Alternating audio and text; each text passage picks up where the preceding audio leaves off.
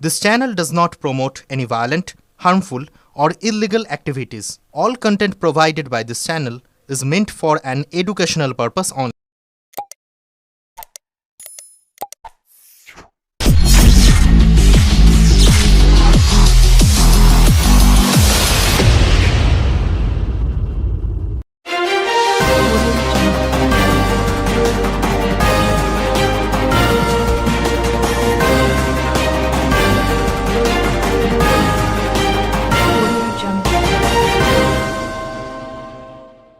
রাস্তা মেরামত হয়েছে দুদিন আগে, ধসের বড় গর্ত। প্রশ্নের মুখে রাস্তা সংস্কারের কাজ নিয়ে দুদিন আগেই ধস মেরামতির পর রাস্তার ওপর দেওয়া হয়েছিল পিচের প্রলেপ, ফের ধস নামলো একই জায়গায়। ঘটনাস্থল হুগলি চুঁচুড়া পৌরসভা ৯ নম্বর ওয়ার্ডের অন্তর্গত ইমামবাড়া এলাকার হুগলি জেলা শাসকের বাংলোর সামনের ব্যস্ততম রাস্তা। এই রাস্তার পাশেই রয়েছে জেলা শাসকের বাংলো, ঐতিহাসিক ইমামবাড়া সৌধ এবং একটি স্কুল, পাইকারি বাজার। প্রতিদিন সকাল ও রাতে এই রাস্তা দিয়ে যাতায়াত করে মাছবাহী ট্রাক, বড় লরি সহ ভারী যানবাহন। ধসের কারণে কখন যে বড়সড় দুর্ঘটনা ঘটে যাবে সেই আশঙ্কায় রয়েছেন স্থানীয় বাসিন্দারা। অভিযোগ, বহুবার রাস্তা মেরামত করা হলেও তা শুধুমাত্র ওপর কাজ হয়েছে, ভেতরের ধস বা জল নিকাশির সমস্যা না মেটাতে এই পরিস্থিতি হয়েছে।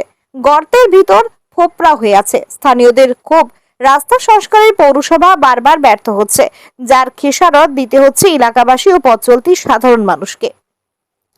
পৌরসভার পূর্ত দপ্তরের পৌর পারিষদ সৌমিত্র ঘোষ বলেন, কয়েকদিন আগে ওই রাস্তায় ধস নামে। আমরা কেএমডিএ কে বলি, তারা কাজ করে, কিন্তু গতকাল থেকে বৃষ্টি শুরু হয়।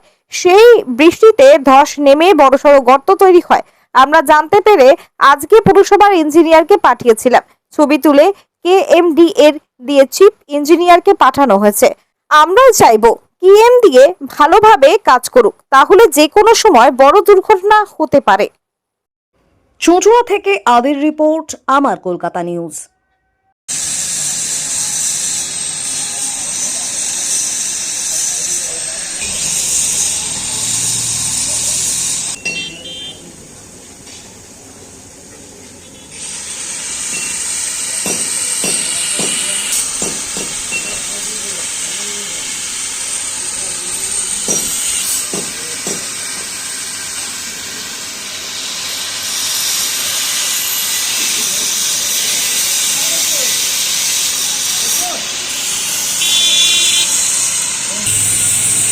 হ্যাঁ, দেখা যাচ্ছে একদম এখানে আবার ধসের কবলে, একদম রাস্তা হয়েছে নতুন।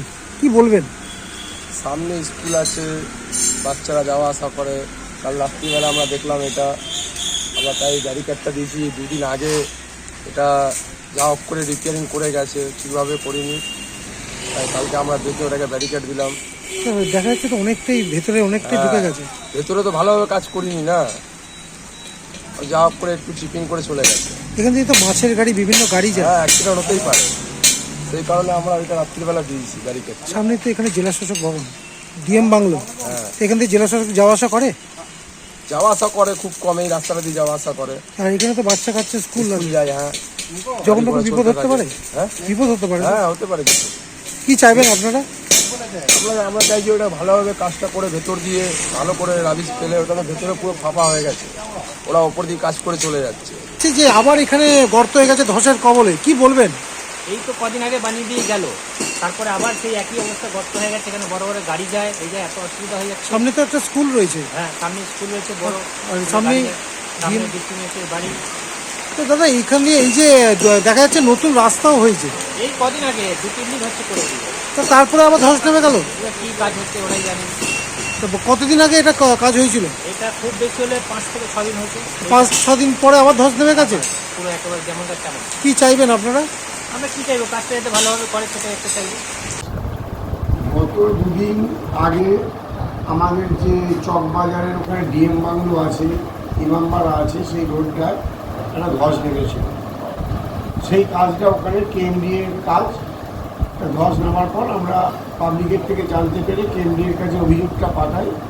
ওরা দ্রুততার সঙ্গে 2 দিনের মধ্যে ঠিক করে দিয়েছিল।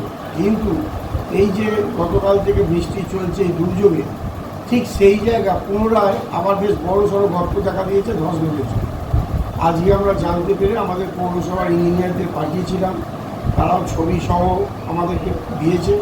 আমরা আমাদের যে কেএমডিএর চিফ ইঞ্জিনিয়ার চ্যাটার্জি স্যারকে আমরা জানিয়েছি যে দ্রুততার সঙ্গে এটা করুন, কারণ এটা যেমন ডিএম বাংলো আছে, ডিএম ম্যাডাম যেমন রোজ যাতায়াত করেন, তেমনি ওখানে ইমামবাড়া আছে, এমন শিশু স্কুল আছে, ওই রাস্তাটা খুবই গুরুত্বপূর্ণ। এছাড়াও ওখানে মাছের আড়ত থাকায় ভোরবেলা থেকে ওখানে বড় বড় মাছের সব গাড়ি ঢোকে, এতে যে কোনো সময় একটা বিপদ ঘটতে পারে।